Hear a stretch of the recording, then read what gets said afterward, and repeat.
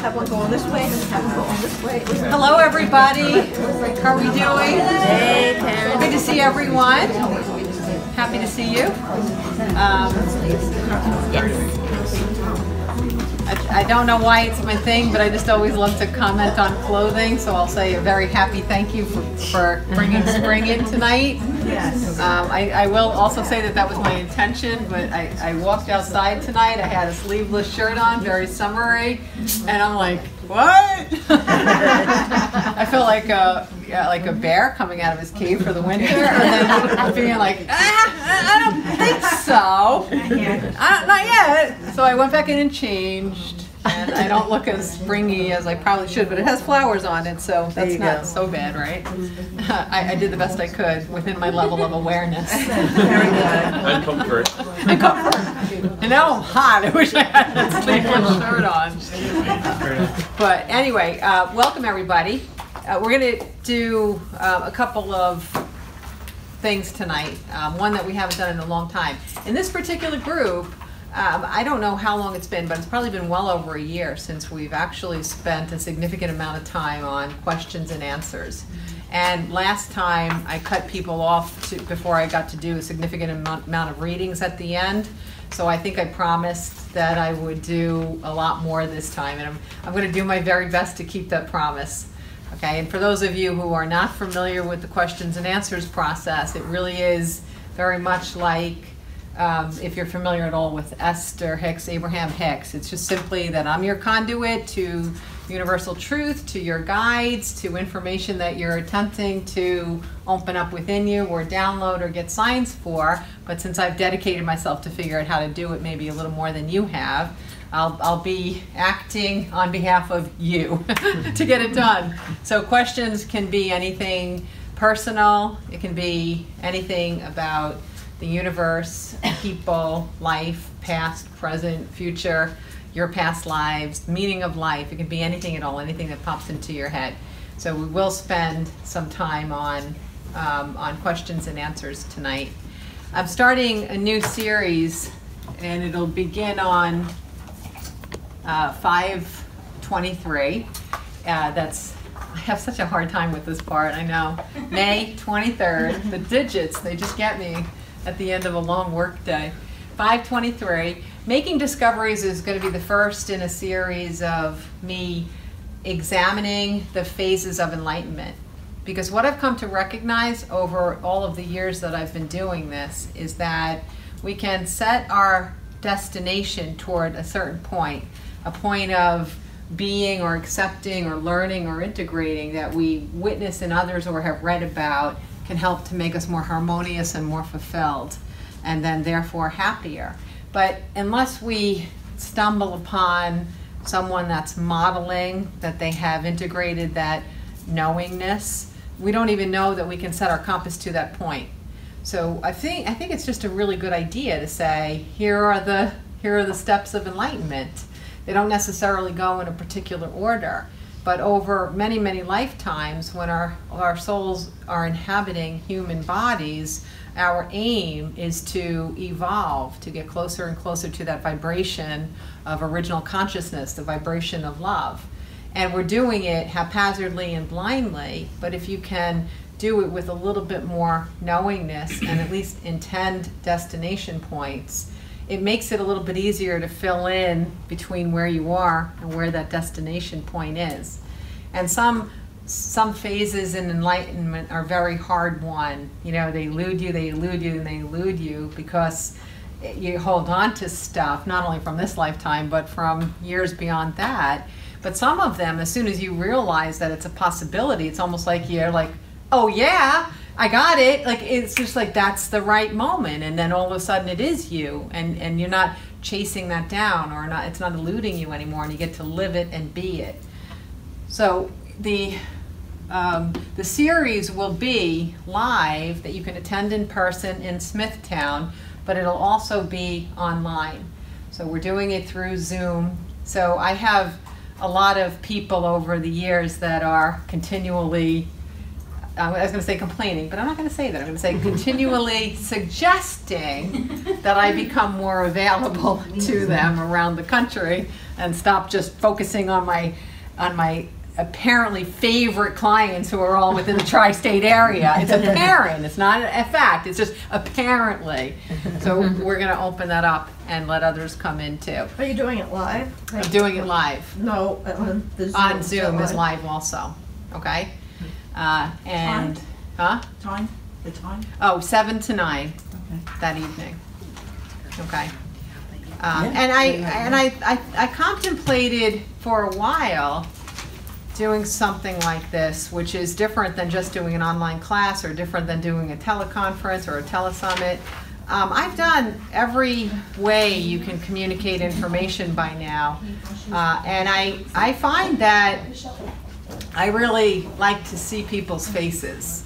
Okay, so when I give telesummits and I'm talking into a telephone for an hour, and I see no faces, Yeah, I don't like that. it's just, I actually feel like I'm in a black box and I'm just kind of talking to the four walls of the black box.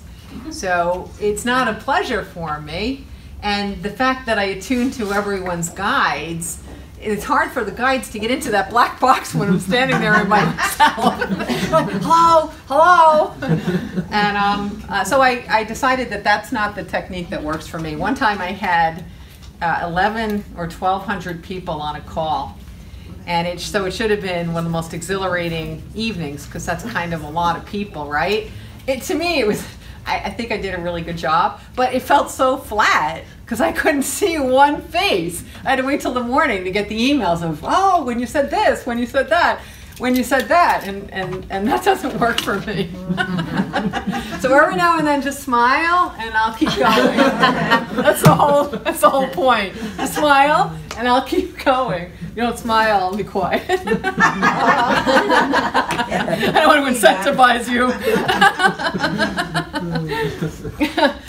Good? Okay. Before I get to questions and answers, and I am going to spend the majority of the night on questions and answers, but what came up as a suggestion tonight about what to focus on from your guides earlier today was we're going to focus on quotes. Okay. One of the very interesting thing is that we see quotes all the time. They come through our Facebook feed. They pop up in people's books. You know, they're on signs, and they're just these motivational things, and they kind of sing at us here or there. And when we read them in general, they resonate. There's something about them that grabs us. And when you really start to pay attention to the quotes that are out there that have longevity, not just something somebody said yesterday, but things from anywhere from 50 years ago to 100 years ago to 20 years ago to 1,000 years ago. There's a reason that they have staying power, and there's a reason that they have longevity, and they will help you to unlock something that you already know within you that you may have forgotten, or they'll help you remember that you remember it.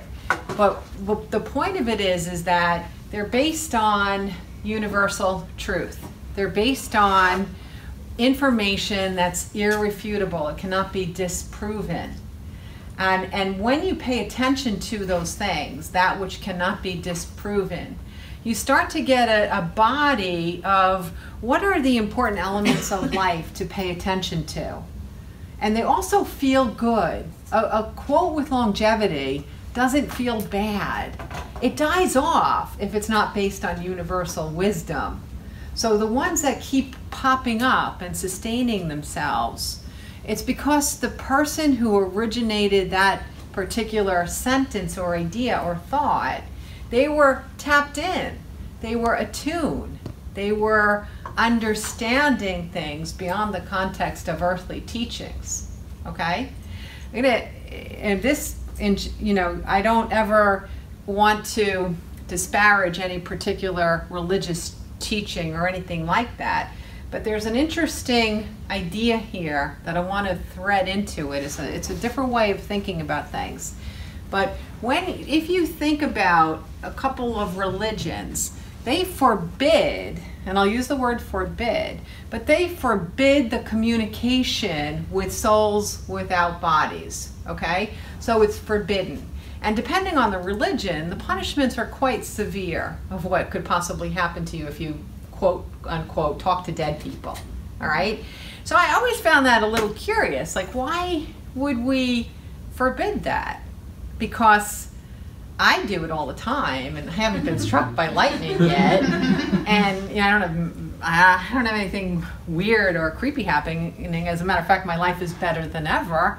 So why forbid it? And it occurred to me that religion is created by man. Religion is not created by something not physical. Religion is created by man.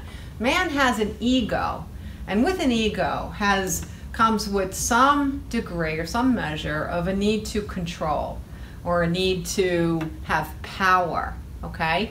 If mankind needs power and they're controlling, but they're not controlling with a way that's vibrating with the vibration of love, then the only way that they can guarantee or perhaps prepare you more to pay attention to them is to forbid you to go to a source that's based on truth, right? Because if you go to a source that shows that their methods are not based on the vibration of love, then you'll unearth their greed, their ego, their need for power, their whatever else it is that they're doing, their need for control. So if they forbid you communicating with souls that don't have bodies or non-physical sources of information, then, and the punishment is really horrible, you're going to be afraid to do it and you're going to shut that door, right? Therefore, the information that they give you will be the only information you have access to. And the reason I'm pointing this out is because in conjunction with the quotations that I'm talking about, those quotations are doing exactly the opposite. Those are they're bypassing the human construct and they're going to source. They're going to souls that are not encumbered by the human experience. They're going to infinite knowledge. They're going to infinite wisdom. They're going to places that contain truth, that's uncontorted, it's not being used for power, it's being used for freedom, for enlightenment, for the betterment of the individual and for humanity. So when you think about that in conjunction, it's kind of interesting. So am I suggesting that every quote that has longevity has been channeled? I am. Because in order to tap into that information, especially if it's not common wisdom of the day, especially if it's in discord, what is happening around us, it means that the creator of the expression has tapped into something beyond just their physical existence, okay? There's a few ways to access that information. One is to just download it, and kind of know that it's coming from a different source. Another one is to download it but not know that it's coming from a different source from you. So you just think that you're incredibly bright, and you know what, you are to have downloaded it, so I'm not going to say that you're not. And then the third way is that we look at it as like inspiration. It's an inspired feeling. So it's almost like, was it me? Was it something else? It just felt good, right? And that is the combination of the human that's recording the quote plus whatever other source is allowing it to come through them. And that's one of the ways that you can have a sense of quotations when you're looking at them. Why do they have such staying power? Why do they make you feel happy instead of sad? How can you take 8 to 10 words and pack like a decade worth of wisdom in it, right? And then you sit there and you think about it and you're like, yeah, oh, that makes sense. And many times when you latch into that quote at that moment, that quote, it's made its way to you because it's relevant to you today. It's relevant to you today. And that's how it finds you, because in the infinite wisdom of the universe, this partner that we have that's always supporting us and helping us, things happen to get us in front of information that we can benefit from exactly in that moment. We might ignore it, we might not realize that it's relevant and specific to us, but it's going to keep coming and coming and coming and coming. Okay? So I'll give you an example of how this works. So most people understand that I had my 2 years of intensive focus on learning how to open up this conduit to other sources. And I really worked on it. I'm going to say obsessively. It's the only thing I've ever obsessed about in my life. Like, probably when you listen to the word obsessed, that doesn't sound healthy, right? I would have to say that it probably wasn't entirely healthy. You know, a guide's passing through the kitchen, and it's more interesting to talk to that guide than feed the kids. Yeah, not the healthiest, but eventually the kids got raised and someone fed them, and I was chatting it up with the guides. So it wasn't very healthy, but in that period of time, I was learning and discovering. I was having aha moments brilliantly. I was hanging out in the energy realm. I was helping bring people wisdom. I was like a lightning rod for universal truth, and it was coming fast and furious, making sense of my childhood, making sense of everything that was going on around me on earth, and I mean everything. So it was addictive, it was compelling, you know, you can almost see why I would spend so much time doing it. And in that period, I redecorated my office. And at that time, well, I still do, I love leaves, just love leaves. I'm obsessed with leaves. And so I'm like, well, I'm gonna find, I have like a little bit of a leaf theme in my office. So one day I'm casually walking around to a place where I would typically get, you know, wall art, you know, like the posters from that were hanging in the wall when you were in middle school. So I would look for wall art that I would like, and then, you know, eventually hang it. So I'm doing this one day, and I found an image of leaves, and it was exactly the colors of my office. And I'm like, yeah, yeah. And it was really weird, because that was one of the places I always go for these artsy things. And yet most of the other stuff I didn't like at all. It was just this one that was perfect. So, you know, I scoop it up and I immediately take it home. And at that time, my office wasn't painted yet. So I'm the kind, like, I like things fresh, like I don't take tags off my clothing until I wear them, right? And so I like things fresh. So I decided I don't want to use it up. So I keep it in the bag. I never looked at it again. I kept it in the bag, and I slid it underneath my bed. And when it's time to hang it, I'll take it out, I'll enjoy it, and I'll hang it. So something happened that the finishing of the office got postponed. It was something external. So the whole process took the better part of a year, instead of me actually hanging this picture up, you know, a few weeks later. So it took about a year because of something that happened. And so this thing is underneath my bed. Well, by the time the office is painted, I've forgotten completely about the artwork. Not even popping into my head. Don't even remember it at all. So then one day I'm hanging out in my newly painted office. I have one wall, really just needs something on that wall, just really needs something. So I'm like, I'll have to figure this out, I'll get something. And on that particular day, as odd as it might sound, I know you guys have faith in me, I can say things like this to you, but one of the guides that came in for me that day, she was in a little bit here and there, was Helen Keller. So she came in because I was in a period where I couldn't save the world fast enough, right? Has anyone ever experienced that? You know? You're gonna do it, but you just can't get it done fast enough, right?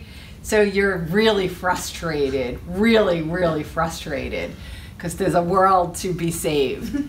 So I'm in that phase. I just can't get it done. I can do it. I can save the world. I just can't get it done fast enough. So I'm in that phase. So Helen Keller is the one that comes in, because the guides have certain areas of expertise or whatever, and that when they know that you can benefit from their perspective and their entire eternal journey, they're going to be the ones that show up in the moment, okay? It's just like in life. You're definitely not going to go to your economics teacher when you're having some problems with American history, right? So it's just the same. So for days, I'm chatting it up with her, and she's trying to help me understand things from a new perspective.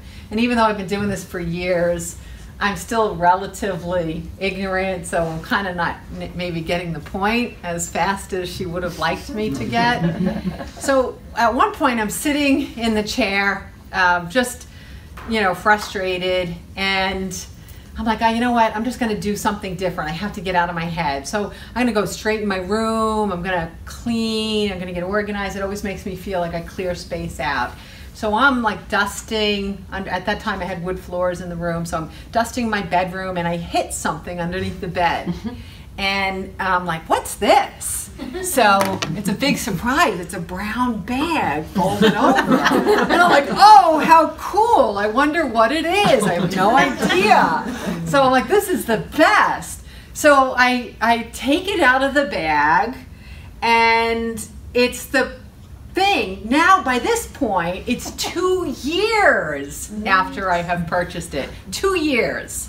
2 years. I pull it out, barely a memory of how excited I was when I bought it and stuck it under the bed 2 years earlier.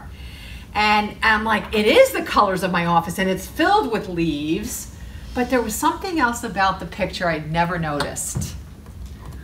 It had fine script writing in white. It was so pale, it just looked like it was a part of the leaves. If you weren't really up close with it, you wouldn't have even known it. And I hadn't noticed it because, like I said, I was trying to keep it fresh. So I was trying to really underlook at it, right? I don't want to look at this. And I pull it out, excited I found it, and I read the quote. And the quote is, I don't want to botch it up because she's a great soul, so I'll try to do it justice. But the gist of it is that I cannot do everything, but there is something I can do, and I will do that which I can do. That was basically the whole thing. And then I see on the bottom, Helen Keller. You gotta be kidding me! You gotta be kidding me! Why didn't you tell me to take the damn picture out like 2 years ago, right? And you're like, well, we tried, Karen. Can we help it if you put it back in the bag and stick it under the bed and forget about it?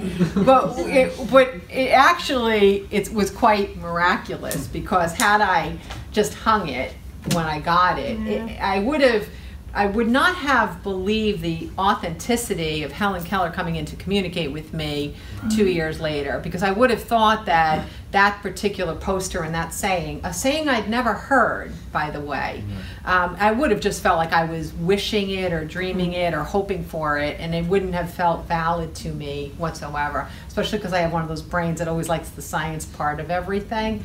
So when I looked at all of the elements of how this came together to allow me to get the thing that it is she was trying to communicate with me in those few days she was with me, she's like, all right, well, I typed it out for you. It's under your bed. If she had just said, look under your bed, I'd be like, what does that metaphorically mean? Is it a monster? Is it I'm afraid of monsters? You know, even if she had come right out and said that, I still wouldn't have gotten it. But you could see that the level of frustration I got made me go and apparently clean under my bed for the first time in 2 years. Not opening a bed and breakfast anytime soon, so don't worry. Ooh, wow, I didn't realize. Big reveal there. Big reveal. No judgment. No judgment, right? No. No judgment. Okay, thank you. Wow, I didn't mean the story to go there. But you can see that there is no such thing as time. So when non-physical entities are helping you to make discoveries, they're putting things in motion, like when you're learning to walk, things that you're going to need when you're 60. When you're 50, they're doing things when you're 14. And when you're yesterday, they're doing things a week ago. They just have this knowingness that doesn't necessarily have the same timeline. And they plant these opportunities for us. And it ultimately ends with a suggestion that our minds have to be amenable to receive. So the final step is always a suggestion. So this suggestion was, go clean your room to clear your head. It's that simple. And I got up and I cleared my head by cleaning my room. You follow? It's these things that you do, sometimes out of character. Obviously, if I hadn't done it in 2 years, it was very much out of character.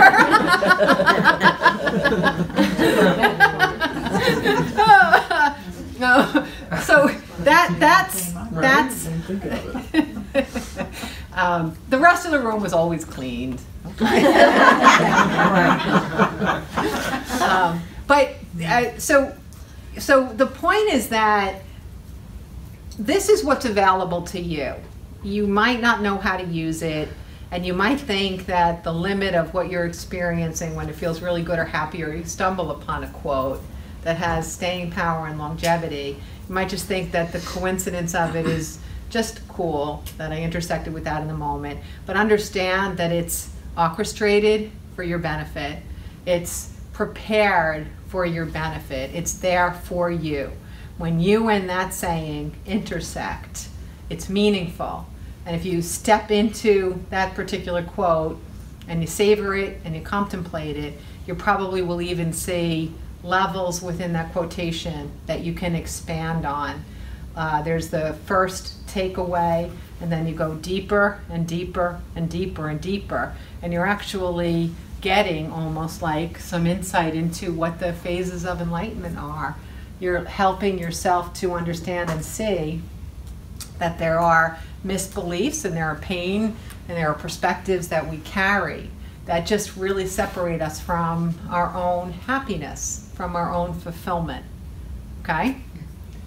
Interesting? Okay. Now you'll be very mindful of the next quotation that finds you after today.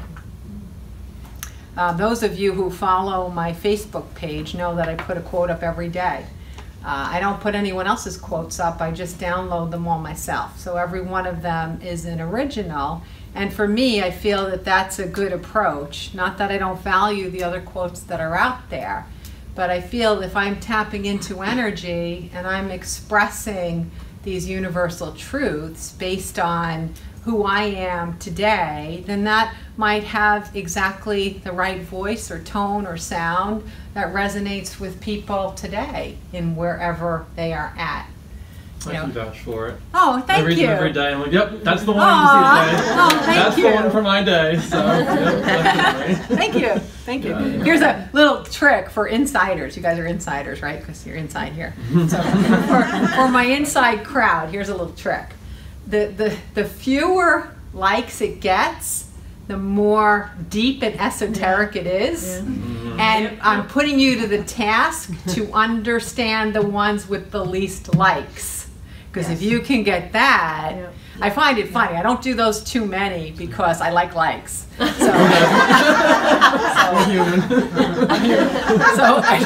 I avoid being really deep and helpful. I just skim the surface, throw stuff out there. No, I'm only kidding. I don't put them up there that often because they really are very, very deep, and a lot of people just don't understand them. And it's not that easy to get some of the things.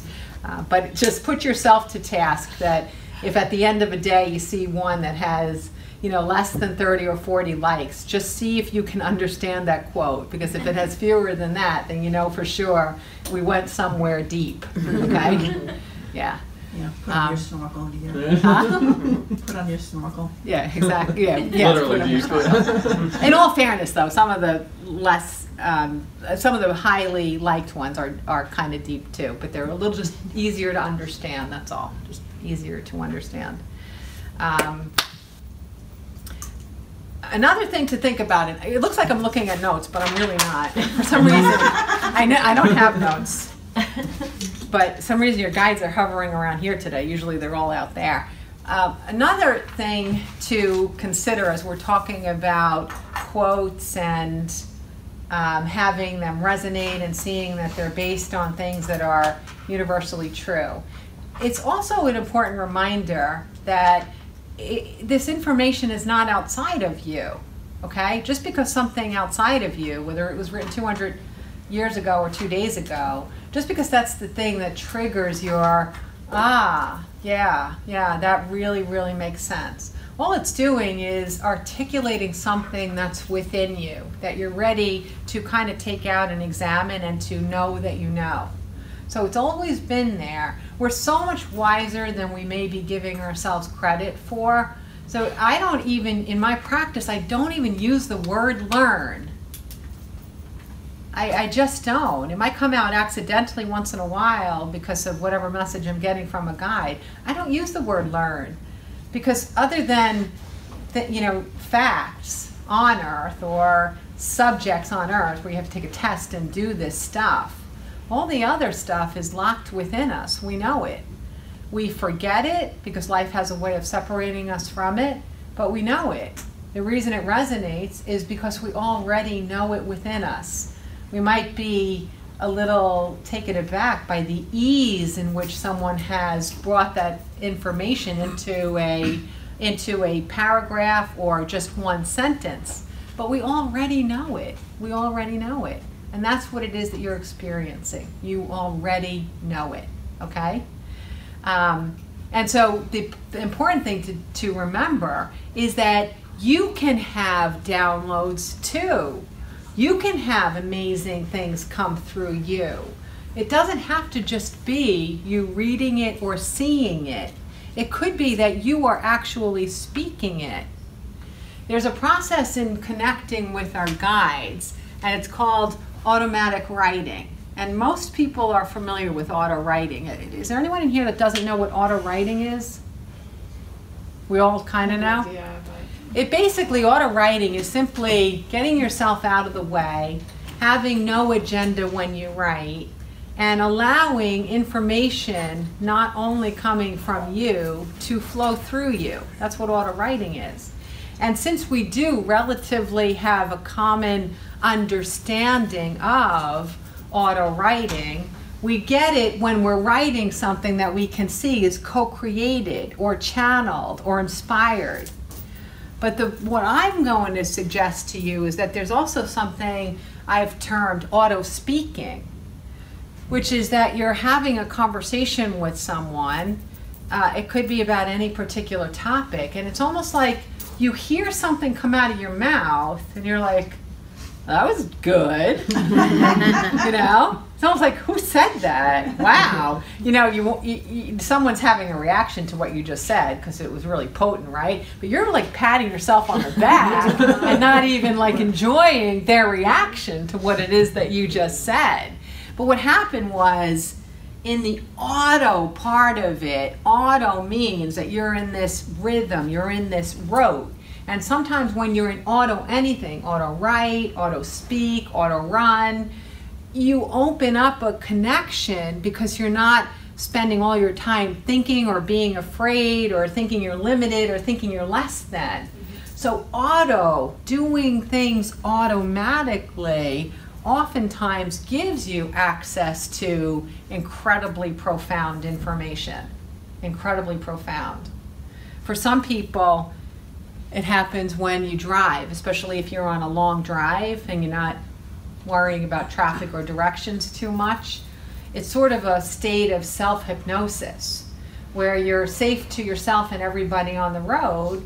You're not driving unsafely, but you're not truly conscious of where you're going. You might kind of like wake up and say, where was the last exit? What exit am I at? What state am I in? How did I get home in one piece? How do I? Yeah, exactly. How did I do this? How did I get here? Right? I clearly don't know where I am.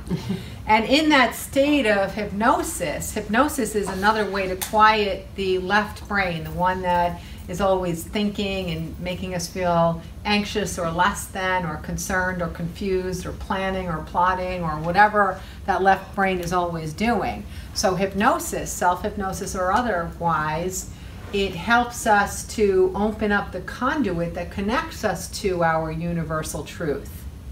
And so when you get an amazing idea when you're driving, it's a worthy idea to at least try to take note of. I'm not saying you should write while you're driving, but if you can at least press a button and send yourself a text or something, or pull over safely, try to record it, because it's not very likely you're going to remember it in the long run.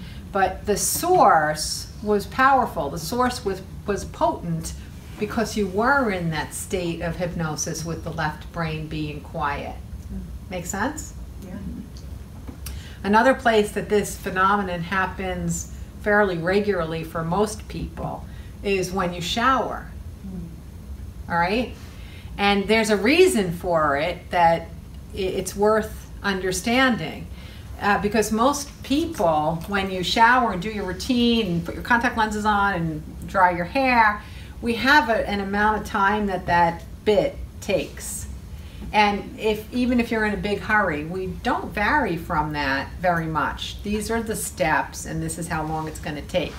So when you enter into the space of you're going to get ready for the day and you close that door, you actually are likely to dump the day, to dump your schedule, to dump your worry, to dump whatever you're carrying, because you're entering into this finite period that has a beginning and an end. So you don't have to do anything during that period, whether it's 12 minutes or 20 minutes. Your routine, your right brain is quite conscious that you're going to stay in there and finish it until you're done, okay?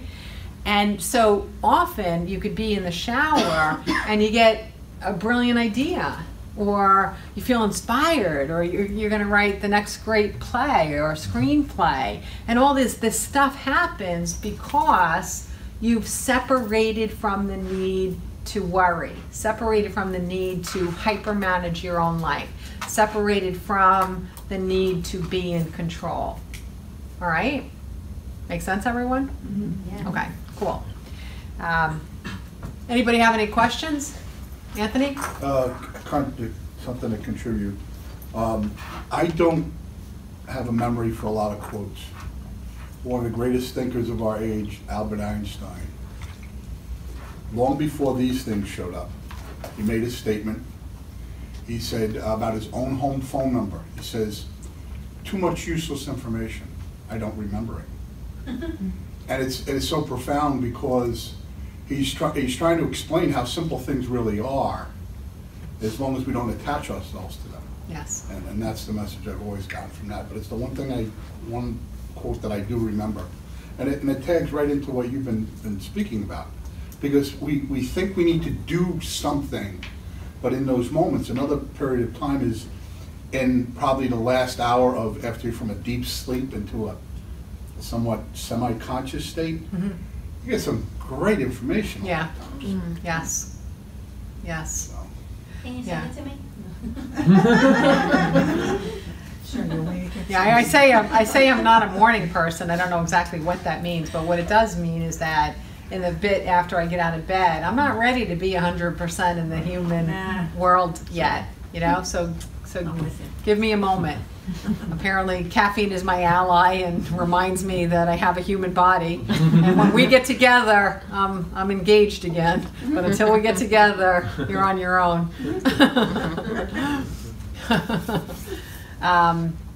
But it really is a good point. So don't make it that difficult. Yes, It's exactly. a lot of things we try to figure things everything out. out. Yeah. We don't have to figure out anything. Yes. We already know it. Yeah. Yes. Yeah. Are you okay? Just a court appearance this evening?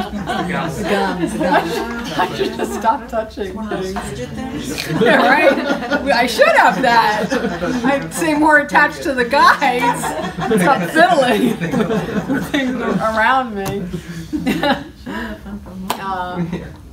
Okay, so One of the interesting things that happened in the first couple of years when I told you I was really dedicated to, communicating endlessly, they actually did give me these blurbs, so to speak, like there's just these sentences. And when I would receive them, I would get that feeling of, that's really, really nice. That makes a lot of sense, or that resonates. But then I would think about that phrase for days or even months, and sometimes even years. I would just kind of play it through my discovery part, and I'd be like, wow, that is unbelievably amazing. It's actually life-changing, that thing that it is that they said. And let me give you a couple. So a lot of people in the room have heard them before, but I'll just, the top two that pop into my head, they do have staying power, and they really did change my life for the better when I really understood them. And the first one, many of you can probably cite with me. That's how significant it is and how much I use it to help us understand the meaning of life here. But the first one is, everyone is doing the best that he or she can within his or her level of awareness. Everyone's doing the best that they can within their level of awareness. And basically what that means is, level of awareness means that what you were born with, your radiant energy, has been separated by the masks and layers of being human. So what you come into adulthood with is your level of awareness, okay? There was a lot stripped away from you. Your access to your soulful knowledge was stripped by the pain of some human experiences, being separated from the vibration of love, being separated from a reliable, secure source of unconditional love and appreciation for you, exactly who you are. And so we don't come into adulthood fully connected to what we knew when we were born, but we have this level of awareness that's a composite of what we knew, with taking away that which was taken away from us in our childhood. Half the journey then is to recall those things, but the other half is, as you start to recall them and peel off those masks and layers and get back to the truth of what you know, then you can start to expand your vibration after that, after you get rid of all of the stuff of your own life and your own childhood and make sense out of it. And even in making sense of your own childhood, the saying is one of the greatest tools to make sense of it. Does that mean that a person who murders another, knowing fully well that it's illegal, and maybe they even have the context of it being perhaps immoral, does that mean that they don't know any better? If they're doing the best they can within their level of awareness, does that mean that they don't know any better? It doesn't. It means that their journey from birth until the murder was so profoundly separating them from infinite wisdom and from the vibration of love that their level of awareness prohibits them from acting in the vibration of love. No one wants to grow up to be mean or abusive or neglectful. No one grows up that way. No one grows up wanting to be an alcoholic or an addict. No one grows up wanting that path. Those paths are the symptoms of being separated from the wisdom with which we are born. Okay? So if someone murders another, and I'm not talking self-defense here, if someone murders another, they still are doing the best they can within their level of awareness.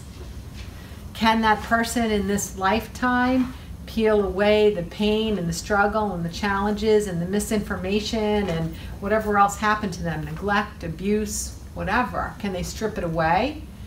In a caring, loving society that understands the profundity of the process, the answer would be yes. In our society, not very likely, because we don't know how to help people peel away that stuff that happened to us. We simply don't know how. We tend to take those who behave poorly and we separate and punish. We don't even if you separate someone, you can still help them work through comprehending their own experiences in a way that reconnects them with the vibration of love that they were born with. Okay? And so doing the best you can within your level of awareness is a profound lens through which to look at your own experiences when you think back about people that have hurt you. And you think, well, I might not know this person's story. I don't know how they got to be this egregious. I don't know how they got to be like that with me. However, I know that they did their best within their level of awareness. So that one quote that the guides gave me, it's been a 10-year understanding and comprehension of all its implications. It helps us to experience forgiveness. It helps us have compassion. It helps us to grow in our self-love if we are feeling any shame or regret for the things that we have or have not done. Because we too are doing the best that we can within our level of awareness. It's amazing. The second quote that popped up, and this one, I still use it once in a while, and I'll tell you how I use it. I remember how profoundly and crystal clear it came to me, the saying. There are no absolutes except love. There are no absolutes. And when the guides gave it to me, there was a big pause. There are no absolutes. So they absolutely wanted me to hear there are no absolutes, right? So there are no absolutes. And then there was a long pause. Except love. And what that means is that, I mean, we can skim the surface here. There are no absolutes. Even if you're attempting to get to absolute zero, anyone that knows mathematics or science knows that it cannot be achieved, right? You can go up or below, but you can actually not achieve absolute zero. So we kind of know that there's no such thing as absolute anything. But what it really helps us to understand is that when we dig our heels in and take a very pronounced limited view or a perspective that is myopic or only portraying one possibility, when you go to an absolute, you're eliminating the possibility of there being a different angle or a different perspective. Okay? When they came in and they said, accept love, it creates a lot of curiosity, right? Mm-hmm. What does that mean? There's no absolutes except love. And I did savor that expression for a really long time. And I recognized that what they embedded into, there are no absolutes. Oops, that's 2 syllables. How many words is that? I can't do it. There are no absolutes? 6. 4? 6. There are no absolutes. Except Except love. love. 6, including except love. Except love. Okay, so 6. Ah, I can't even do that tonight. I used to be able to count words. I can now. So 6 simple words is basically telling us that the only thing that's going on here is love. Vibrating with it or separating from it. The whole journey here, myriad, billions, infinite ways of experiencing the vibration of love or separating from it. It's always, always, always, always, always about love. It's always about love. It's always about love. So when you are justifying something, right? And we justify stuff, right?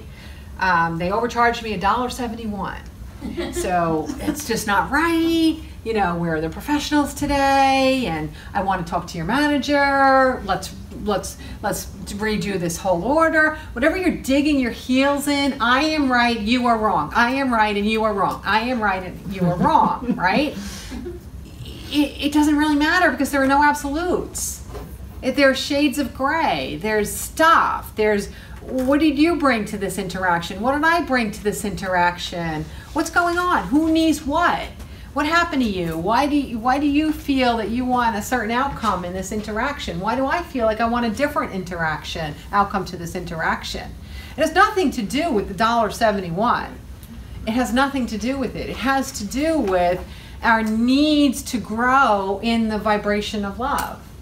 So in that interaction, I have a possibility. I can maybe grow in my self-love by getting the fairness of my $1.71 back, and that makes me feel like I'm worthy because I was smart enough to get it back. That means that I'm visible, right? I had a manager come over and get me my $1.71 back. I'm not invisible. It means I have worth, right? So I could leave with my $1.71 and I can feel better about myself, at least for the moment. So I have expanded in my ability, at least temporarily, to love myself, right? Or I could have been like, at some point I see that the clerk's not feeling that happy with me, and I could just kind of melt into a little bit of compassion, right? And I can feel like maybe I could even say, you know, $1.71 is really not that much. I'm kind of making a big stink here. I feel a little embarrassed, but more importantly, I feel bad that I'm making this clerk feel bad, and you know, he or she's just doing their job. So I might grow or expand in my ability to give or receive love by feeling a bit more love for that person. So there's no absolutes. The $1.71 means nothing. It means nothing. And that's the truth with every single thing that you do. Whatever's there between you and someone else, we can take that away. Because the only thing that's going on is really what's going on with you and what's going on with them. There are no absolutes. We look at the stuff in the middle as an absolute. It's good to be Democrat. It's good to be Republican. It's good to vote for this person. It's good to not vote for this person. It's good to have that. It's good to have that. It's bad to have this. We look at everything in absolutes. But there are no absolutes except love. Can we look in terms of what's a loving lens that we can put on to view this circumstance? How can we look at this through the lens of love? And when you do that, and when everyone starts to do that, to take themselves away from an absolute, then we get to live in harmony with seeing how we bring each other into our journey, that provocation that comes from others inciting us or getting us fired up. They come in because they're wanting us to look through the lens of love and find a non-absolute place in the middle of where we're going. So you might have downloads like those two sayings. And when you get a download like that, you may feel like it's kind of cool when you get the first answer to what it means. But if you were able to get yourself out of the way enough to bring through some piece of wisdom or knowledge like that, jot it down and keep thinking about it. Keep developing your understanding of what you were just told. Very little that is profound or wise has only one level or only one meaning. And when you jot them down over time, you'll see that you've kind of attuned to your guide's pathway to help you get to higher and higher moments of enlightenment. You can see it right there. They map it out for us. And as I said, enlightenment it's not like you start at 1 and then you get to 20 or however many steps there are. It zigzags. You might go from 1 to 7, he goes from 9 to 4, you go from 4 to 11, you skip over 5 to 9 for 5 lifetimes in a row. They keep knocking on the door the next time you land here, and they knock on the door the next time you land here. So it's not exactly going in a certain direction that's one size fits all. So within where you are in your eternal soul's journey, your guides have a very good understanding of the next piece of enlightenment, the next phase of enlightenment that you are ripe for. The next thing that's going to get you unstuck, the next thing that's going to empower you, the next thing that's going to get you to move on, become freer, more able to identify your essence, your soul's purpose, your intentions. So they're going to do whatever they can to get you to that moment. Just like Helen Keller got me to say, I don't have to save the world, but there is something that I can do, and I will do that thing that it is that I can do. exactly the right moment, exactly when I needed it, exactly there. And I don't get agitated anymore at all about not being able to help more people at once or more quickly. I actually have gotten very peaceful with doing what it is that I can do, and I keep doing what it is I can do. All right, so that's enough of that. Let's take a break, grab a cup of coffee, get up and stretch, and when we come back, we're going to do questions and answers. And also, please take a peek back for Mother's Day. Victoria brought her entire setup of beautiful, beautiful perfume collection. And I also brought love bracelets if you need a gift for anyone for Mother's Day or for any occasion. So take a peek at those too, and Victoria will be back there to talk to you about her collection. Okay? Have a good time, everybody. I'll see you. And not that they're not smiling because they're trying to get me to shut up because I said if you don't smile, I'll be quiet. So I'm like, well, I'm a little intuitive. I'm going to go with they're just taking it in. Oh, too funny. All right, so normally at the end of the evening, the last 10-15 minutes, I just pull names from a hat and I let, and I read that person. But tonight we're just going to do the old-fashioned way that I've been doing for 10 years. We're going to do questions and answers. You raise your hand, ask a question, and I'll answer it. Don't be introverted or shy. Please, someone ask the first question. She's been here a long time. She knows how to beat. Right. Knows how to beat the system is exactly right. Back to going. It started. If you do feel a little shy and you do have a question you really want to ask, just jot it down on a piece of paper and kind of slip it up to the front of the room, and I'll get it, and I'll make sure I get to those because I like to honor those who don't want to raise their hands. Okay? Did you have a question, young lady in the front? I do. I want to know what you / guides think about Trump leaving the Iraq Accord. Oh boy. Politics. Yeah. All right, someone's gonna have to fill me in. My first thought was that you don't watch the news. Could you give me the backstory? Who's Trump? Yeah. Obama That's the and answer. our allies, several other of our countries had worked out a deal with Iraq to so they would not Iran, sorry, to create any more bombs, right? That was nuclear bombs. And Trump decided that we weren't going to, that he broke, it's not that he even didn't renew the deal, he just bolted out of the deal. But so he wants to just impose sanctions on them instead. Okay. I figured intuitively, I kind of figured it was something along that. All right, one of the things that we always want to remember is that when we are in periods of heightened awareness, when we're in accelerated enlightenment, we need as many catalysts to push us forward from a negative space as we do need catalysts to draw us to a positive place, okay? So when we're in this enlightenment phase, especially how profoundly it's happening right now, the vibrations are increasing so fast. It's necessary to have a lot of contrast. What is vibrating with the vibration of love and what is repelling the vibration of love or is not aligned with the vibration of love. And when we have catalysts reflecting each, it helps us to discover within us what matters to us, what resonates with us. It helps us to make discoveries about that which we will stand up for. We do have a tendency to become very complacent and just kind of mind our own business when it comes to the national interests.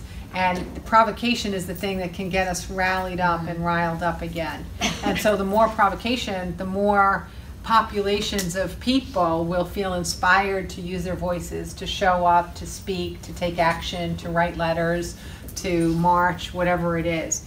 So the answer is that, without trying to be disagreeable, it's another element of provocation to elicit other people understanding the vibration of love, what it means, what it is that they choose, what it is that they want in the absence of it. He's showing us the absence of it. You know, I generally don't like to talk about people per se. It doesn't make me feel very comfortable. But if you take a look at a list, and you can really pull one up anywhere, and I'm sure I have one in my Facebook somewhere. Go and look at. I wrote out a chart of being human and being soul. What does the ego look like, and what does the soul look like? The ego, it's not about being egotistical or arrogant or anything like that. The ego is the thing that allows us to navigate being human. But if you live only in the space of ego, then you forget the space of soul.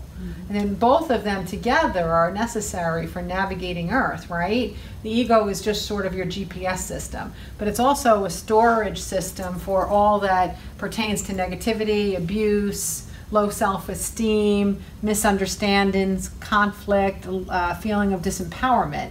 So the ego is not something that creates good results by itself.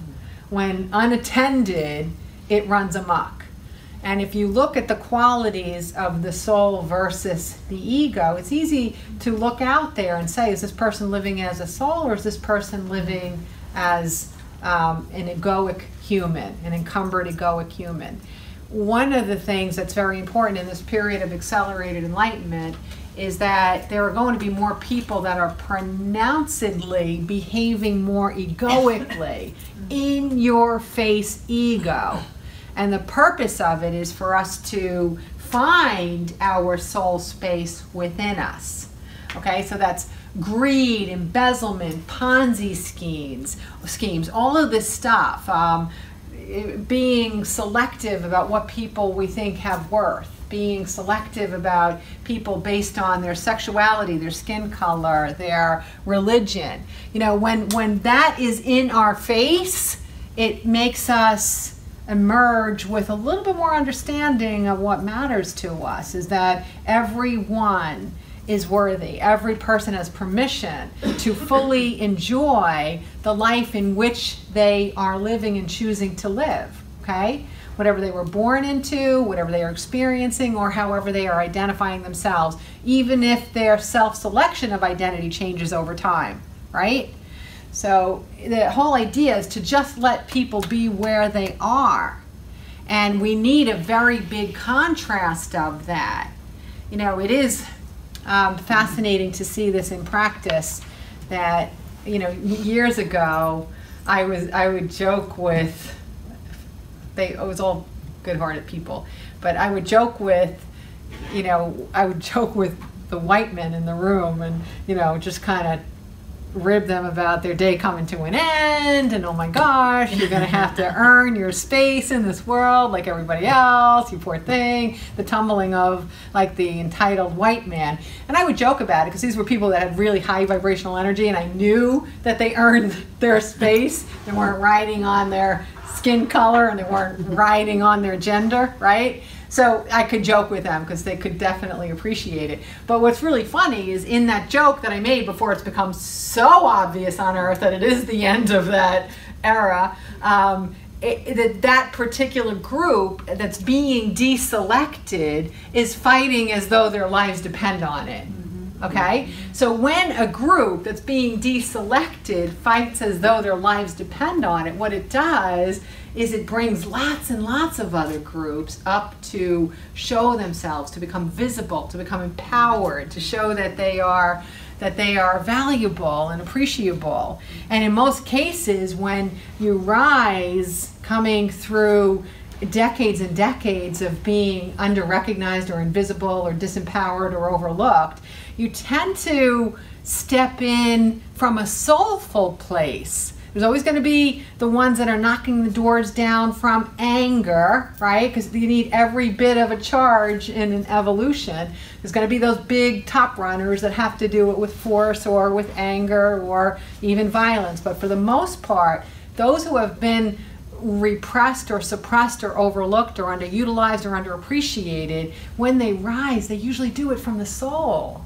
They usually do it by modeling that they're really good people, modeling that there's another perspective, modeling that I'm not a threat to you. I'm really not a threat to you. We can all have a piece of this thing. The pie is not finite. The pie expands, and there's enough for everybody to go around.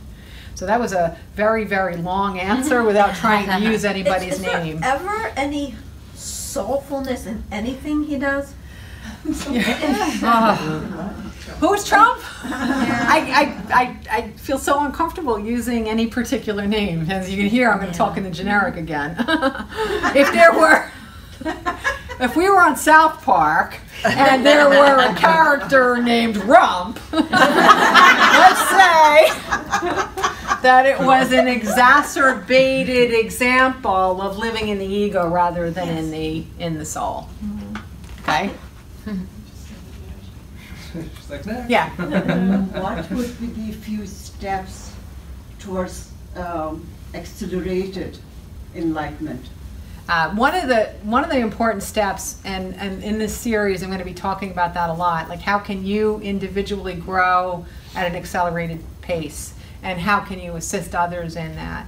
But one of the ways that's going to be really important is, and I've been talking about this for about a year and a half, number one is to accept that which you know, and stop fighting that which you know, and then living that which you know. So it's no longer an option. So when you have a choice between doing something that comes from the vibration of love or something that comes from a need or a lack or a want, choose love. When you keep choosing love, you accelerate yourself as an individual. And when you accelerate yourself as an individual, you actually give an opportunity for everyone around you to accelerate as well. People enjoy being around happy people. They enjoy being around peaceful people. They enjoy being around confident people. Confidence is magnetic, and confidence, not arrogance, but confidence comes from self-love, living within that which it is that you know. Okay, so and then the other part is that I think I used this analogy once in here, and I'm going to use it again because it's just such a fantastic analogy. In order to help us grow in our acceleration of enlightenment, let's use this. Suppose, Terry's vibrating very, very high, so I'm allowed to throw her under the bus, okay? So suppose Terry and I are walking through a meadow, and there were like some leaves hiding a well, okay? So Terry falls into the well. The well it's gross, it's got spiders, and it's wet, and it's just really gross, and it's very, very dark, and she falls deeply into the well, okay? Now, we're in this big, big meadow, and it's far away to find the nearest person, and knowing me, I don't have my cell phone with me. And so I want to help her. If I leave, maybe I can't find her again. I have to think about what to do. And as I'm going in my mind about the dilemma that she has as I'm standing on top of the well and really experiencing, she's telling me how dark it is, she's telling me about the spiders and the snakes and the sludge. I'm feeling, and her leg hurts, and as I'm listening, I'm getting, I'm feeling more and more, this is horrible. So at some point, will I feel so bad for her that I'm going to jump in the well with her? No. Will that make her feel better? No. No. Absolutely not. Well, she'd probably be really mad at you. Why did you do that? Rescue two of us. Well, I felt so bad for you. I just thought you needed a hug. Loving. She'd be like, first you don't carry a cell phone, and then you jump in the well with me. But what happens on Earth is we're trained through whoever trains us that we have to be compassionate people. And in order to be compassionate, you have to feel the pain of other people who suffer. And when you suffer with other people, you're a good person. You're going to get through the pearly gates or whatever gates every other religion has. So you must suffer with others because that deems you worthy, right? So if I'm suffering in the well with her, we're all out of luck, aren't we? So in order to grow our own awakening. Stop suffering with other people. Stop suffering with them. Yay. Don't commiserate. Don't give them permission to stay there. You give them a place to go, even if it's an inch up. Okay? Terry, as long as you can hear my voice, you're going to be okay, I promise you. I gave her 1 more inch. I'm going to get her through that next minute. I'm going to get her through the next minute and the next minute. Just give them a tiny step that's doable, okay? And don't suffer with them. Whatever vibration they have when they are suffering in their story, they are suffering, they are in pain. Whatever their story is, it is real to them. But if you suffer with them on any measure, you're adding into that energy that they are already experiencing it. It is exactly like putting lighter fluid on a fire. Okay? It's already burning up and you just provoked that fire. You just incited it. You just inflamed it. So it takes some practice and it takes some getting used to the idea that you can be a good person without suffering with other people. But when you recognize that every detail of a person's experience is complex and unique and very, very specific to where they are within their soul's development at that exact minute, when you recognize that, it doesn't mean that they're not in pain, but it does mean that there's value in that moment if they find it. Maybe you can be the one to help them find it, okay? Maybe you can't, because we do tend to repeat our struggles. Even if they have a new face, we tend to be repetitive in our struggle.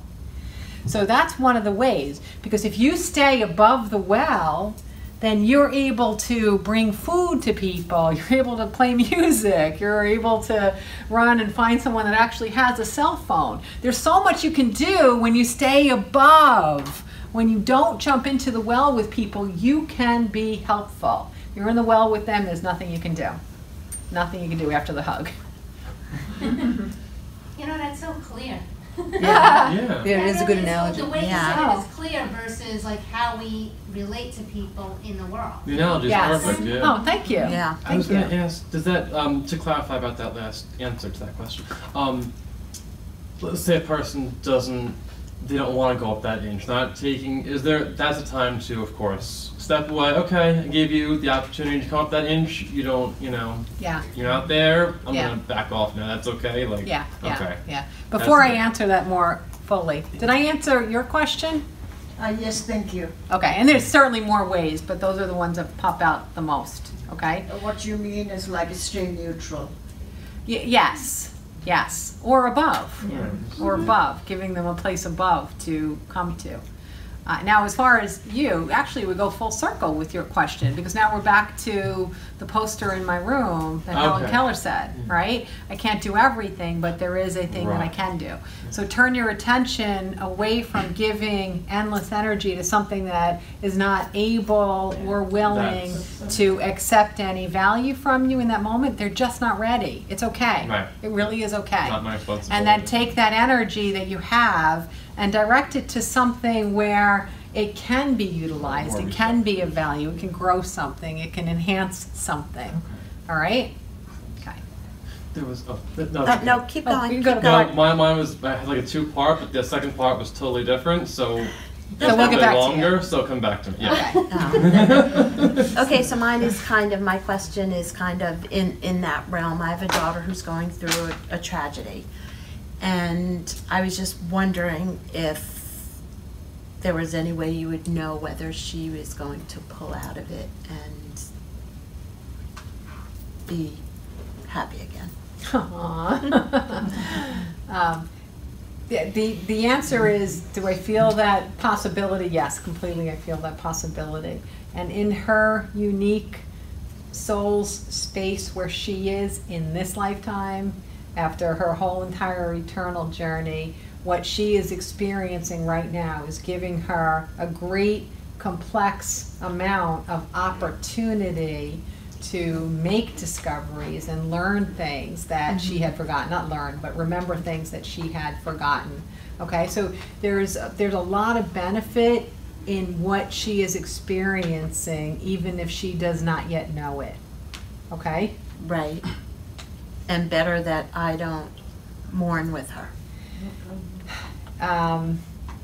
Yes, that's a hard thing. Mm. Yeah, and there are some times where we're so connected and we're feeling our own struggle. And it's not Sure. that you're distinct completely from her. Sure. Okay. Mhm. So there's going to be times when you can't help but struggle as well. But sometimes when someone else is in need and you can sense their pain, sometimes it helps you to find places that are creative and imaginative to go with inside your own perceptions, or activities to try, or things to shake up what's getting stuck in your own head or in your own perceptions. So sometimes we can find our way more clearly when someone we love is struggling in a really bad way, because we don't want to add to their pain, and we want to try to find something that they can come to, even if it's an inch. All right? So this could actually incentivize you to find those places, and then you might be able to share them with her. Okay? All right. Yeah, you don't want to be in the world with her. Yeah. Yes. Yeah. That's why I Yes. said it kind of goes with Yeah, your. really.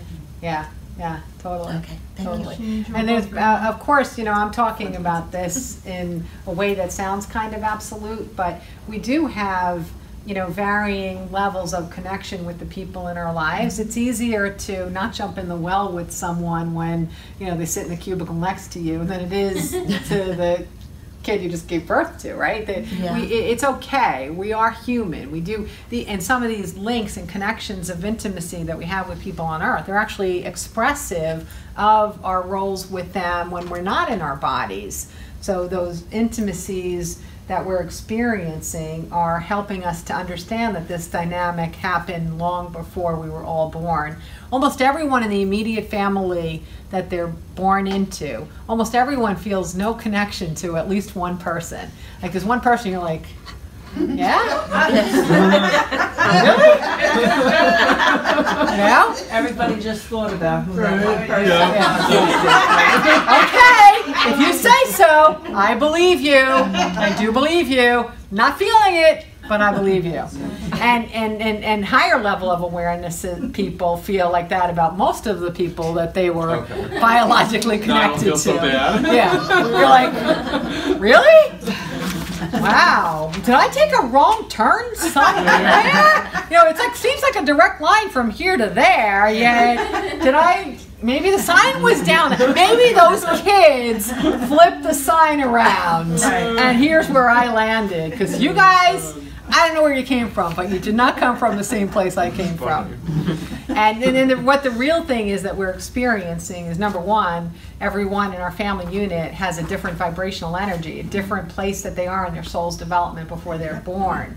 So when you feel kind of discordant with people in the family you're born into, it's because your vibrational energies are not a match. You might be vibrating very high and they might be a little newer in their journey.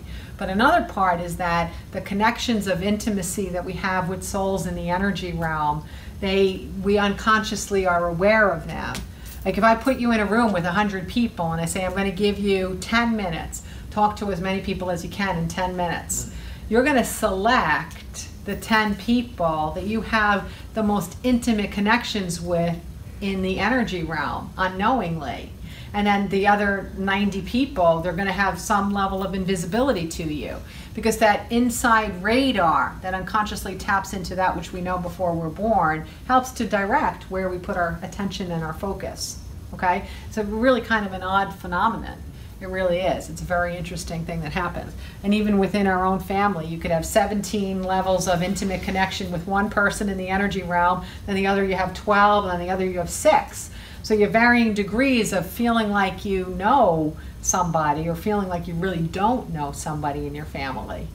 Then you can be at a 7-Eleven and lend $1 to the person next to you, and you become lifelong friends from like that moment on.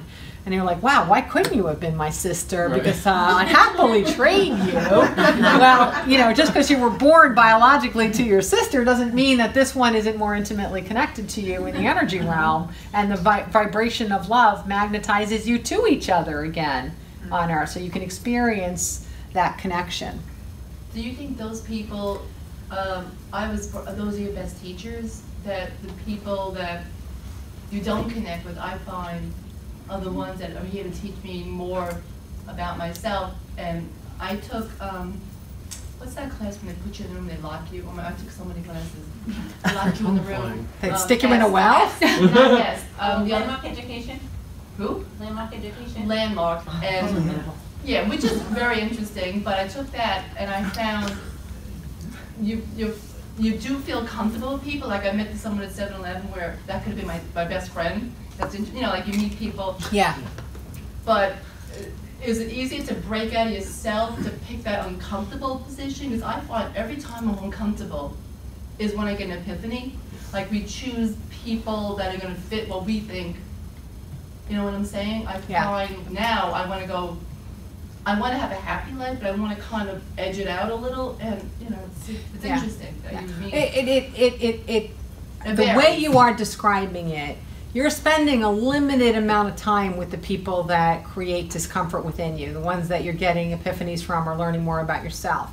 But if there's someone that provokes you or is mean or abusive, with the opposite people. Yes, right. Exactly. So my point is that, but just I kind of make it like at least once a day to go a little over, not the annoying. Yeah. So my point is exactly. I'm choosing happiness out of the annoying person at work that I perceive as annoying. That's I exactly try to look it. at it as an opportunity. Yes. Yes. So what you're doing is you're taking a space and allowing a small percentage of it to be where you're focusing because you know that there's value to you and potentially value to the other person.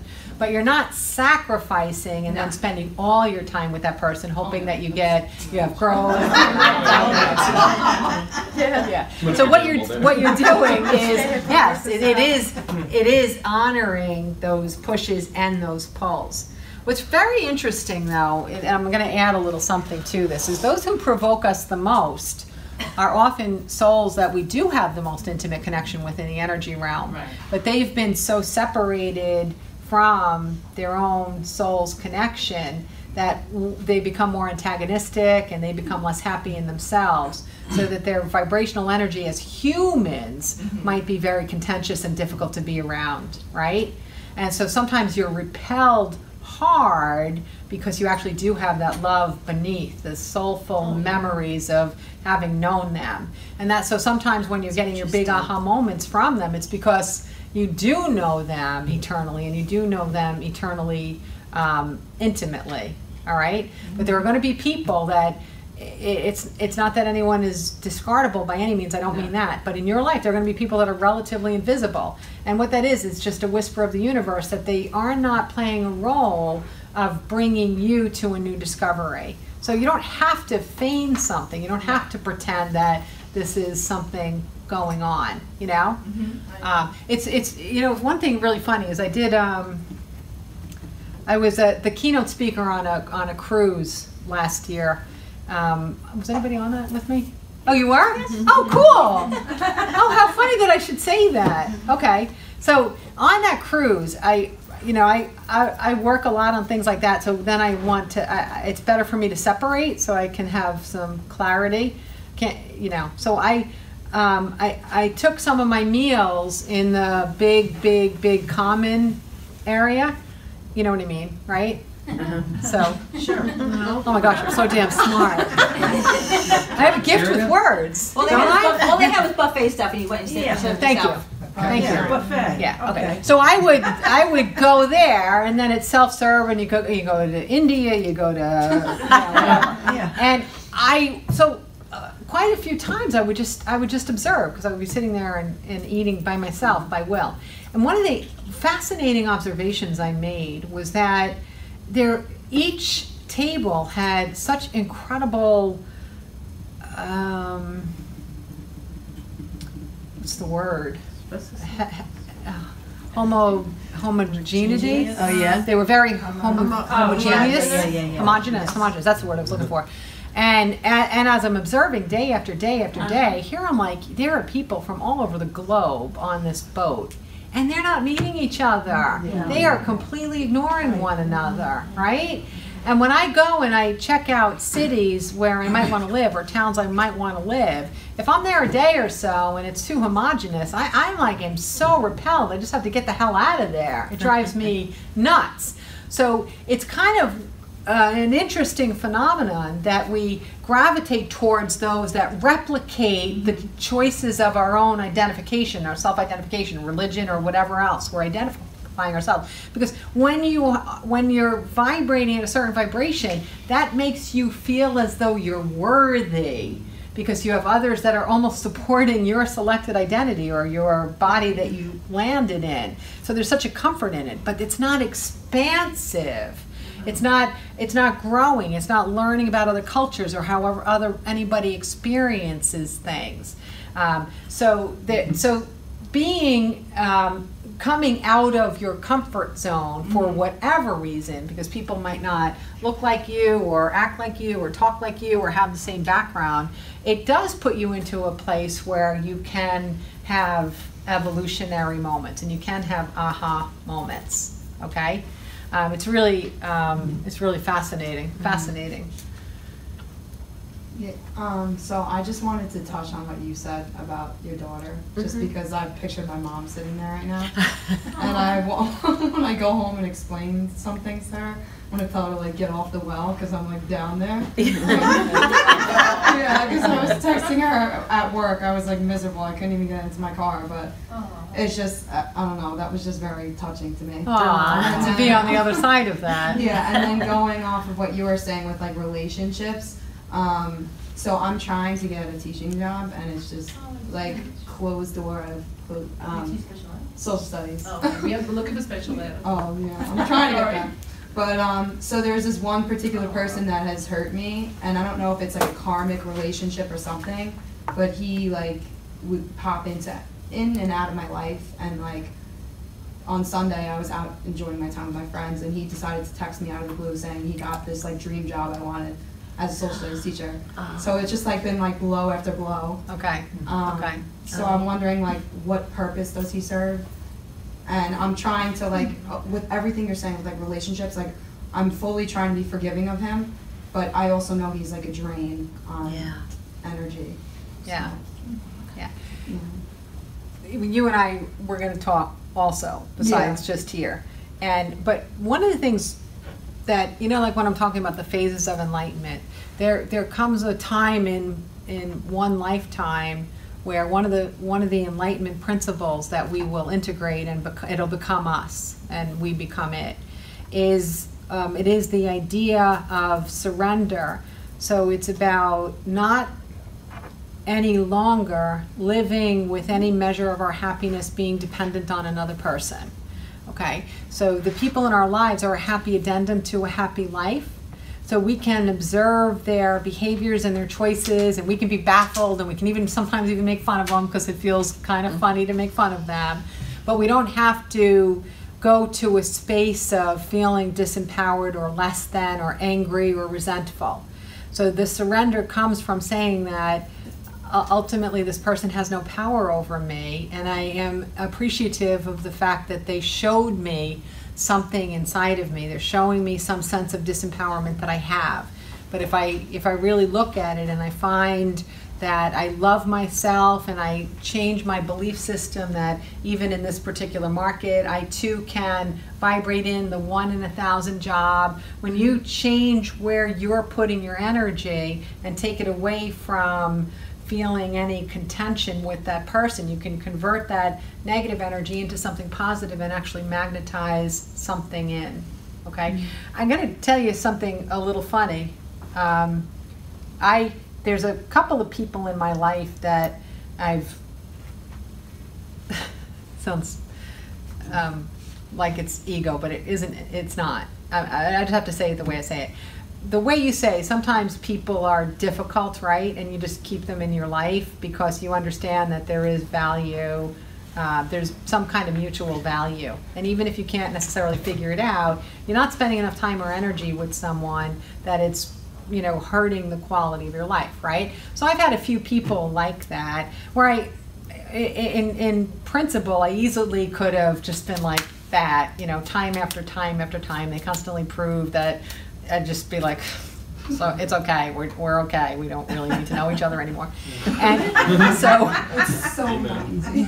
yeah, so anyway, and one person in particular is in a group, so I can't get rid of the group, so I can't get rid of the person, right? Not this group. I'm just gonna have to ask you to leave.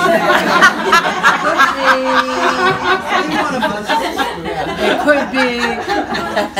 So I don't want to get rid of the group, so I can't get rid of the person. Now, last week, for like the 9 millionth time, this person like did something, and I don't know how I can be surprised as often as I'm surprised, and I'm like, really? Like, how could you know me for 10 years and say that to me? I mean, like, have you been sleeping for 10 years, right? Like, how is that the place you go? So after 10 years, I always think, oh, it got better, oh, it got better, oh, it got better, oh, it got better, oh, it got better, oh, it got better, oh, it got better. You're sick of it, right? So I didn't get sick of it. So, oh, it got better. And then last week, it happened again, and I'm like, how? So here's what I did. It's actually really funny. I'm not gonna, break up with him because we have a group of friends, like I said. So I'm gonna just find peace. I'm just gonna find peace, a peaceful way to separate. And as it turns out, one of the most important people in his entire life had been his mom, and his mom died about 6 months ago. And I just sat there after this incredible thing that he did to me. I couldn't even figure out how he did it, and I just sat in quiet. I didn't respond. I didn't attack. I didn't withdraw. I didn't write imaginary letters in my head. I didn't plot revenge. But what I did was I said, I brought in his mom, right? Because she just died. And I could have brought her in at any time. And I said, you know what? I'm gonna hand you back this boy. I'm gonna hand him back to you. I really can't do anything with him. I appreciate that somehow I'm going to pretend I have a sense that you think I can. Like I feel like I have your endorsement, but I'm not successful with your endorsement. So I'm going to give you back your endorsement, and I'm going to give you back your son. And with peace, I just envisioned this grown man being enveloped by his mother's love, and to feel cared for and nurtured and appreciated. It was the first time I'd ever done that in 10 years, okay? And the strangest thing about it, 3 hours later, I got the most beautiful text from him. So out of character from him. So out of character. I knew that there was a complete, and it wasn't even an apology because he's not capable, but I was so It is what it is. It is what it is. That's what I kept saying. It is what it is. Yeah, but it was almost as if, like, you can almost see, like, and I don't mean to make it smaller than it actually is. It's actually quite big. But to make a joke of it, it's almost like when I handed him back to his mom's like, young man, how many times have I told you to just be nice to others and play nice, right? So he's doing his curmudgeoning thing, and all he's like, oh, I think I should be nice to somebody. And then the link came, and so he was nice to me, right? And I knew that I was completely responsible by taking him and handing her back and letting her love him. That's a great idea. Yeah, and it felt, the funny thing is, it was surrender. I surrendered. I don't need to fix him. I don't need to improve him. I don't need to help him. I don't need to monitor him or help him to be nice to others. I don't have to do anything anymore. I'm like, listen, we did the best we can. You take him back. He's all yours. You started this. Now finish it. You think going back home lets you off the hook? It doesn't let you off the hook. Finish this. Especially doesn't let you off the hook. When you said that you had his mother's endorsement, are you saying that she pushed him to you for help? I think that, I'm making a very narrow version of something that's far more complex. Yeah. Lots of guides pushed us to meet each other, or him toward me, and Right, and again, for 10 if I'm throwing the rope and I'm throwing the rope and I'm throwing the rope He's not grabbing it. and he's not grabbing it, at some point you just got to say, well, can I give you a sandwich? And he's like, no, I don't want your sandwich. And you're like, all right, see you later. See you later. Tell me how that works out. But I like, again, if he weren't connected to a group, I would not have maintained that for 10 years. I just wouldn't. I don't really need it at all. You don't need to walk on eggshells with someone because you have no idea what weird thing is going to set them off out of left field. But I seen after 10 years that there was value in it, because when I actually did surrender, I felt no need whatsoever. I felt no significance whatsoever in my role in his life. I let go of being anything to him. And that's what allowed the freedom to bring on the shift. Do you follow me? I actually feel like he's not going to provoke me anymore, because I let go of the energy of even holding on to an experience of surprise, right? So I don't think he's going to need to have anything with me anymore. Definitely. You know? And so it's interesting. It's interesting. Yeah. We're competing with our hands here. All right, did someone have a hand up too? Michelle, you did a long time I was ago. just going to say that you had said a while ago, and it's a little trick that I've been using, and it really helps in letting go. But you always said that if you don't want that conversation on a one-on-one, you could do it at the higher level, at their higher level, and with your mind and your heart. And that works. Yes. It really does work. Yes. You know, because I have a horrible time letting go, but to do that. Yeah, totally.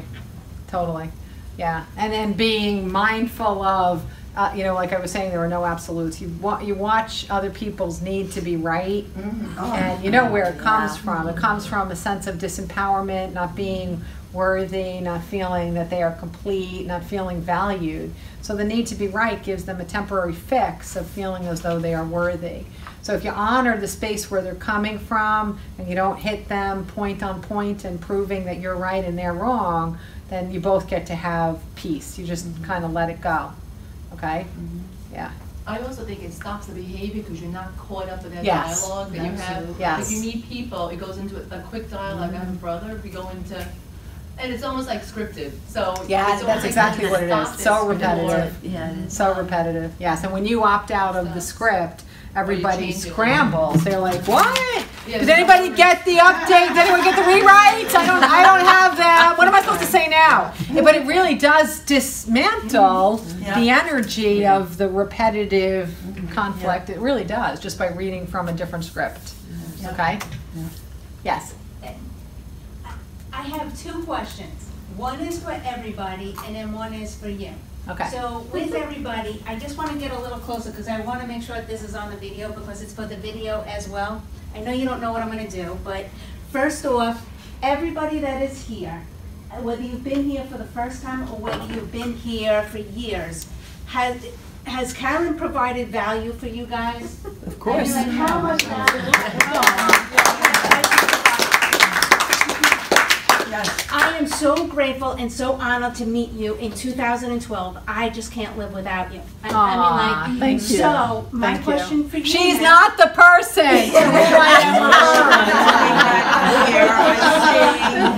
Yeah. So what I want to ask you is, how can all of us help you get out there and be known? Because this information, I mean, like, for the people that just hear for the first time, and for like, the world needs to hear you, because like even like for the first time, like you just tipped the iceberg. You are just so wisdomful. Wisdomful. You know, like you are just fantastic. Wisdomful. I'm saying, like, what can we do to help get? I think that's a really nice thing to ask. Yes, it is. Yeah, It really oh is. my gosh. Okay, now. You didn't let her answer. What's the answer? Oh, jeez. Anyone that feels so inclined or moved, they can, share my quotes, right? Why not? Take mine off Facebook. You definitely do all the time, and a lot of you do. Ones that I think people can understand. Lately, the ones that you can understand. Now I'm going to go back and look at the ones that you haven't right. No, those are the ones I'll that, explain it to you. the ones I think everybody else will understand. Yeah. You get them all, Terry, I know that. And invite people, and if anyone can come up with a little paragraph how to describe what it is I do, that's been eluding me for 10 years. I feel like if someone can describe what I do, then when I see people invite people all the time, you should come to see the speaker. Oh, all right, why? Just come and trust me. Just come and trust me. Yeah. But it's hard to get someone to actually, put their boots on to come to something that they don't have any frame of reference. I don't know how to describe it. And we've tried like a bunch of like different marketing kinds of companies, and marketing companies don't know what to do with me because they don't know how to convey what I do or how people shift based on what it is that I do. Spiritual guide. Yeah, but that's gotten watered down. Everybody's a life coach. Everybody's a spiritual guide. Everybody's talking to angels. There's just so much out there. How do you say that this is a scrubbed conduit, and there's a lot of clarity on any topic, and it can be life shifting. So figuring out how to say things like that could be very helpful. I know that when I work on marketing, I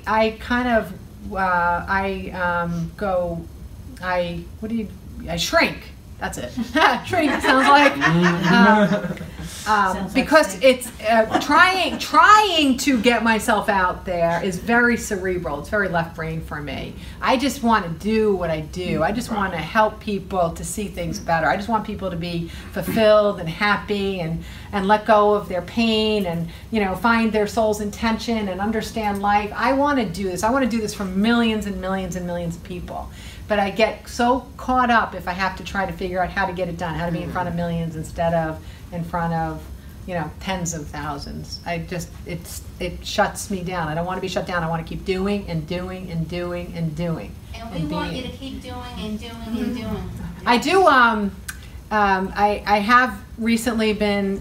They're putting a post of mine up on something called the Master Shift on Facebook, and they have like 3 million followers. So a lot of people see it in their feed.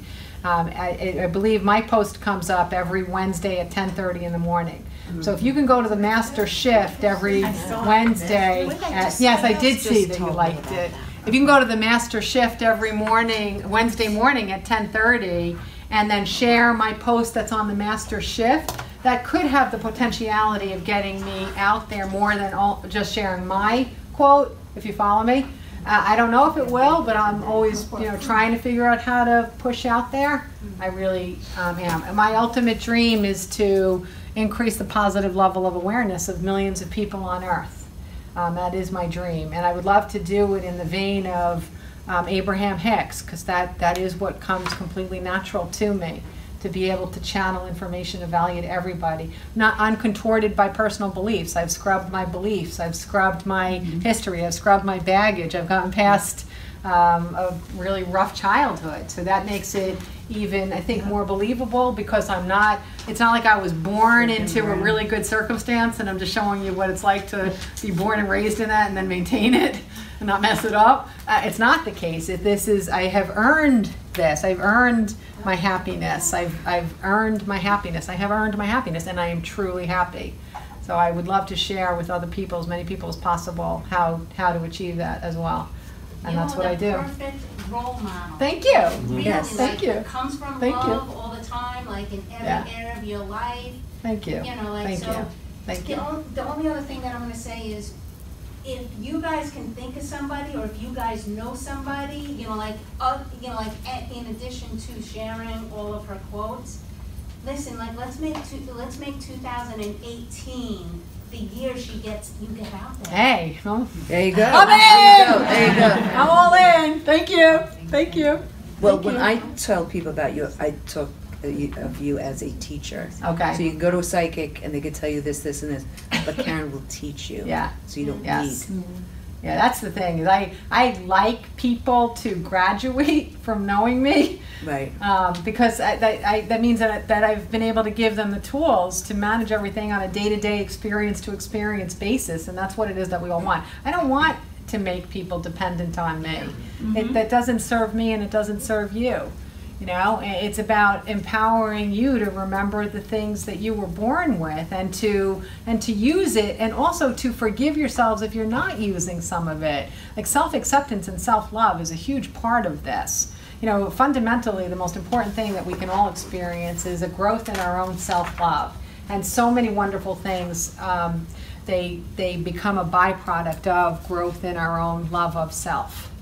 And I love to see people grow. I love it. I love it. I actually am. I'll be corny enough to say I really want everyone to be happy. I really do. I just want everyone to be happy. You know, I really do. I would just want everyone to be happy. So, yeah, Anthony. You know, one of the more pronounced psychic visionaries is Teresa Caputo. She got on TV. And if you listen, it's the same thing over and over again. But now the challenging part is she's going through a personal struggle with her husband of separation. So I'm saying, well, why doesn't she just ask her guides? Yes. You know, it sounds so simple, but it's so profound. At the same time, I think we're in this evolutionary age right now of what's going on. And more people... There's no doubt about that. Now, has everybody heard of Esther Hicks?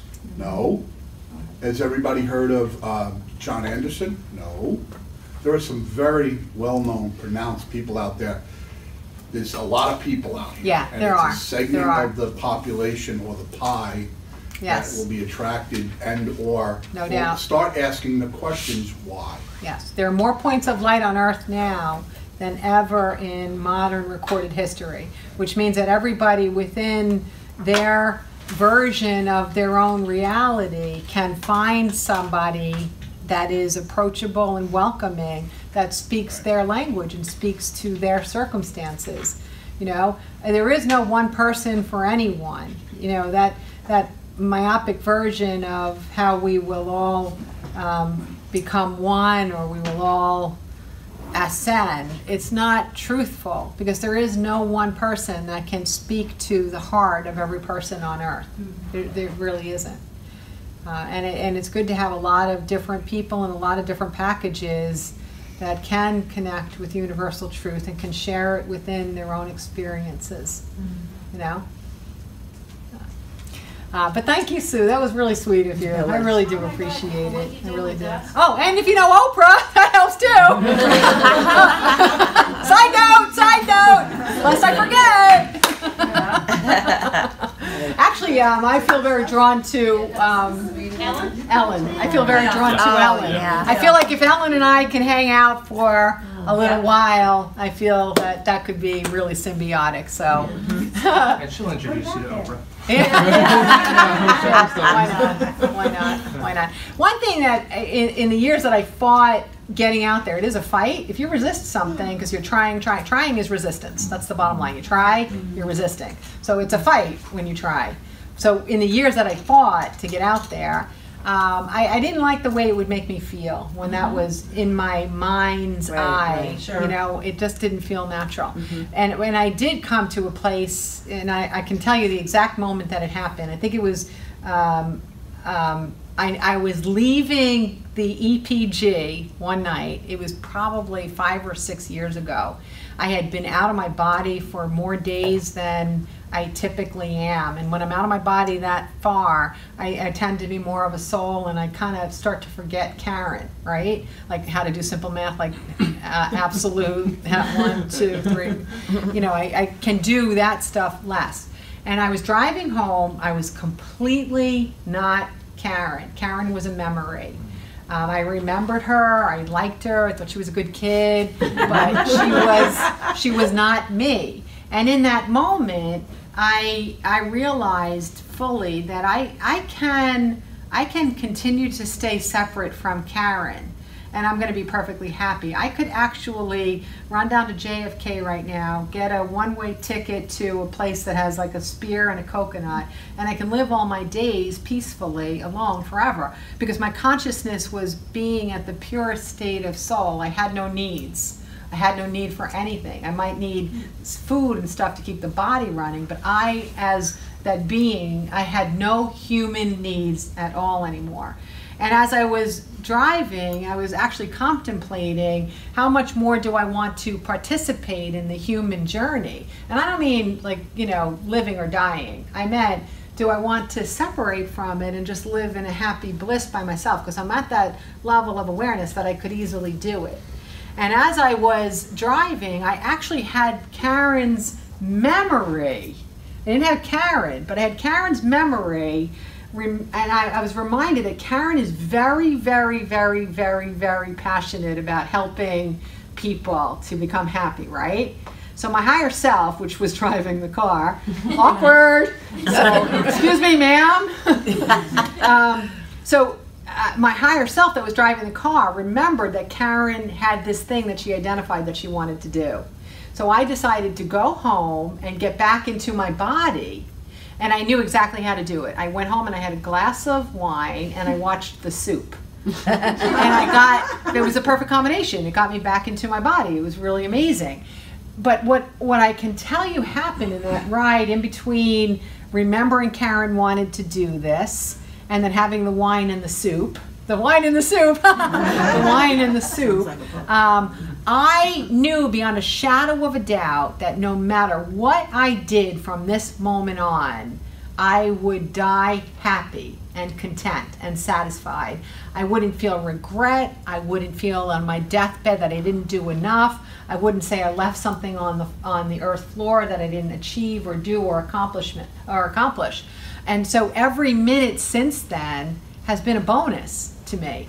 You follow? Because I don't have to do anything. I don't have to do anything anymore. I've already done everything. I've already done it all. I've already hit my soul's intention. I've already hit my purpose. Have I reached enough people? I don't think so, but I still aim to, but it doesn't take away from the happiness that I feel in this moment. Follow? Mm-hmm. The thing that it is that I can do, I have. And every day I do the thing that it is that I can do. Thanks, everybody. I really appreciate it. Thank you, everybody. Happy Mother's Day to all of you. And you can still